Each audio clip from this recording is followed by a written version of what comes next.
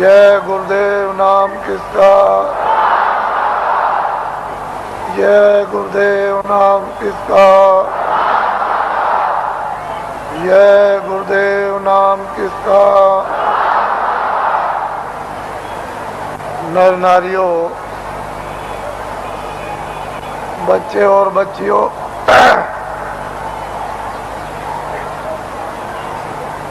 लोग अपने अपने गृहस्थ आश्रम में जब संसार का सब अनुभव, बच्चों का, भाइयों का, माता पिता का, पत्नी और पति का जब गृहस्थ आश्रम में अनुभव कर लेते थे तो अंत में मोह ममता को त्यागने के लिए लोग अपनी आखिरी आयु का, उम्र का एक हिस्सा ये सोच करके देते थे कि अब चलते चलाते हमारा कल्याण हो जाए। और तीर्थाटन घर से निकलकर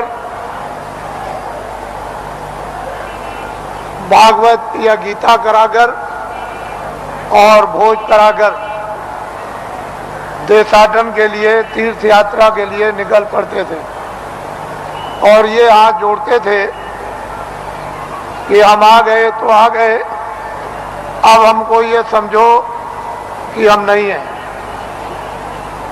हमारा यदि समय पूरा हो जाए तो हम बीच में ही चले जाएंगे। इस तरह से लोग घर से निकलकर तीर्थों में, देवस्थान में, ऋषियों मुनियों महात्माओं के आश्रम में लोग आखिरी आयु में भ्रमण करते थे। ये आशा तोड़कर जाते थे कि अब हमको घर में वापस नहीं जाना, और रास्ते ही में उनका शरीर शांत हो जाता।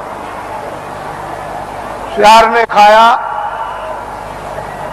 ऐसे ही पड़ा रह गया, गड्ढे में गिर गया, किसी ने फेंक दिया, ये कुछ नहीं। घर से निकल गए और चले गए। पहले सभी आश्रमों में ये नियम था, अब ये कहा गया, अब ये बताया गया है कि गृहस्थाश्रम में रहो और आपको सच्चा सत्संग, सच्चे महात्मा का मिलना चाहिए, जिससे सत्संग और उसके वायुमंडल में अगर यदि शरीर शांत होता है तो अपने को वो परम सौभाग्यशाली ये समझे कि मेरी आत्मा का हो गया कल्याण।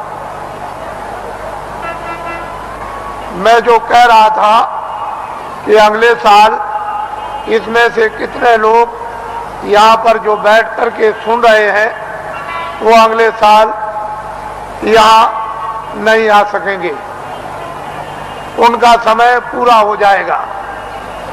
इससे ये मालूम होता है कि आपका समय साल से कम रह गया, इसलिए दोबारा फिर ये आपको अवसर नहीं मिलेगा। न तो आप दर्शन दे सकते हो और न आप दर्शन कर सकते हो और न आप सत्संग सुन सकते हो, क्योंकि श्वासों की पूंजी समाप्त हो जाएगी और अनमोल मनुष्य शरीर किराए के मकान से जीवात्मा को विवश और लाचार होकर के निकलना पड़ेगा। तो आपने देखा होगा, आज सुबह लाइन में खड़े हुए पूजा के लिए, न कोई बीमार है, आराम से खड़े हैं और पूजा की प्रतीक्षा में है कि हम वहां तक पहुंच जाएं और प्रसाद ले लें,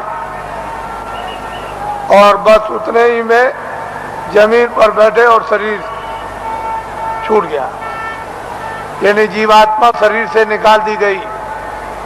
ये जीव का बहुत ही अहोभाग्य, ऐसा अवसर जीवों को मिलता नहीं है।